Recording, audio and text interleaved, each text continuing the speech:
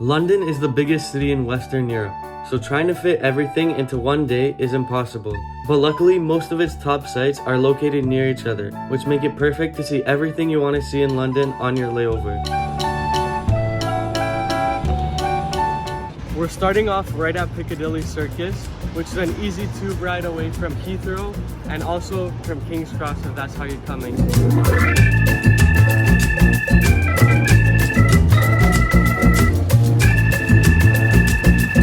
From Piccadilly Circus, walk down Piccadilly Street and there's a bunch of cool little shops and places you can go to look around. Those are really nice tea shops, bookshops. And then you're also gonna turn left at Green Park, which is gonna take you to Buckingham Palace, which is the next stop. So now it's 11 a.m. and we're here just in time for changing of the guards, which happens at 11 a.m. daily. But there are already such big crowds here. There's some sort of run going on today, so the changing of the guards, which was supposed to happen at 11, is not happening now. So, not too long of a walk from Buckingham Palace is Trafalgar Square, and you can go into the National Gallery, free entry because all museums are free in London. And then the square itself is really nice. You got some nice fountains, and you also have a really cool view of Big Ben.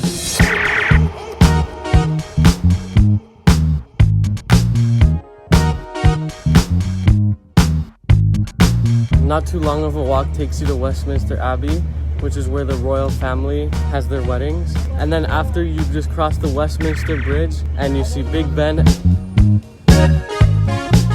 So Big Ben was under construction since 2017, and until recently in 2022, it just came out of construction. So now you have the new looking tower. So basically, for anyone who came here from 2017 until 2022, you weren't able to see Big Ben. If you want to get really nice photos of Big Ben, come just under the tower to this spot right here.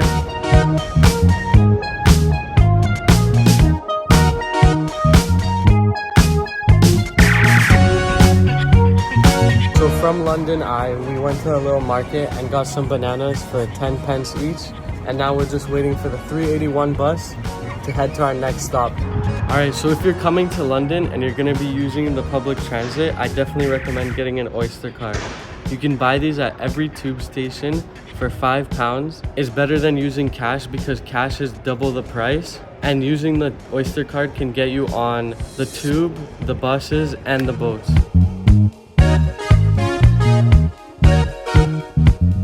So get off the 381 bus at Lavington Street and then walk north from there to head towards the river where you're gonna find Shakespeare's Globe. The Shakespeare Globe is where all the old Shakespeare plays were done. A cool fact about it is that in the olden days, women were not played by women, they were all played by men. Also right beside Millennium Bridge, where Shakespeare's Globe is, there's these really cool guys who write poems.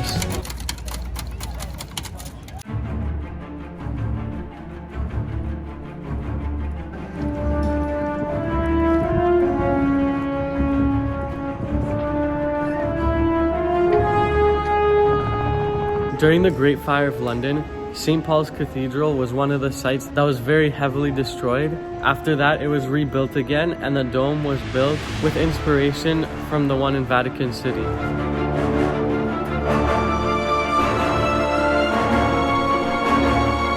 Once you cross the Millennium Bridge and you get to St. Paul's Cathedral, turn right to go to One New Change, which is a mall, and it has a really nice viewpoint of spots around the city. And you also get a nice viewing of St. Paul's Cathedral.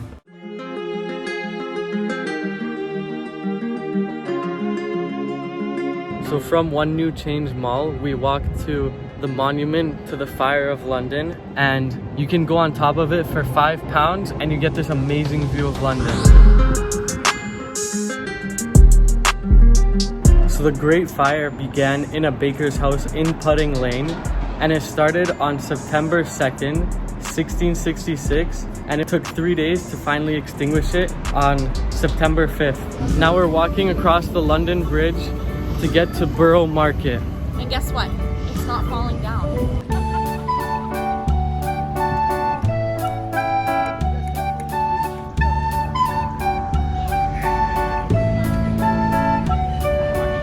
Now we're at Borough Market and they serve a lot of hot food, cold food, just ready food.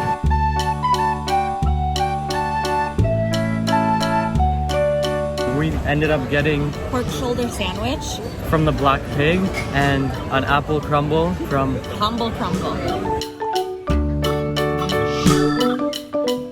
Borough Market dates back to the 12th century, but it was newly renovated to look like what it looks like today in 1850.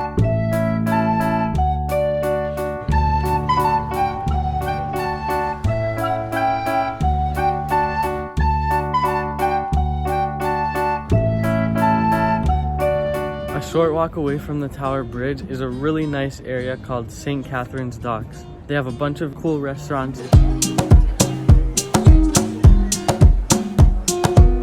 This area is really cool. It feels like you're in a Shakespeare play, and you can just go around to a bunch of the restaurants here and just have a good time.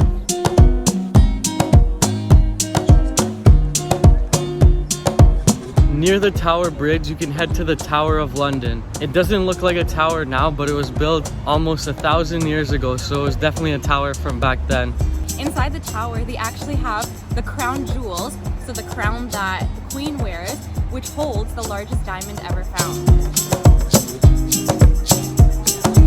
Beside the tower is the London Wall, and it was built in the year 2000 by the Roman Empire, and it was used to protect their old town of Londinium.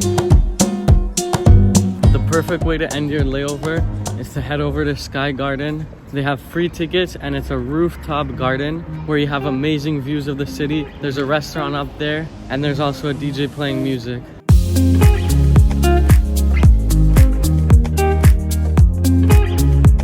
It's located in the center of the city. You get a free ticket. You have to get it about 3 weeks in advance. You have a viewpoint of every single corner of London. You see literally everything around you. It's amazing.